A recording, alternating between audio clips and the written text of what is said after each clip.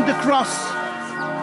We entered to the church exactly when they crucified Jesus. I didn't plan it. He planned it.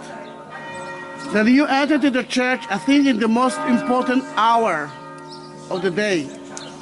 Then every day at 12 o'clock you can hear the bells, but it's not the music. It's all about something bad happened right now.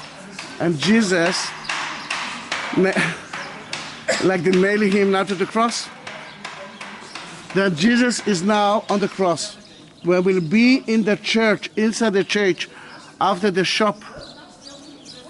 We will actually be able to feel the misery of Jesus.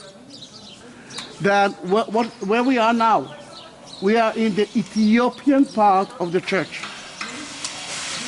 We saw the Egyptian, and behind you can see a wall of Ethiopian village. They live in it. Then from time to time you might see monks here. The Ethiopians themselves see themselves as the creation of Queen Sheba, who came to visit King Solomon. Now it's so beautiful because 9 months later, firstborn son.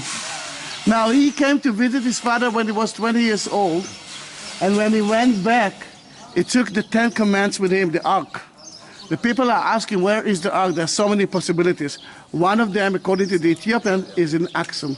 So the next ticket that I will buy will be for that, although I won't be able to go in. I want to be close to that story. Again, I believe in energy. Now, that is the Church of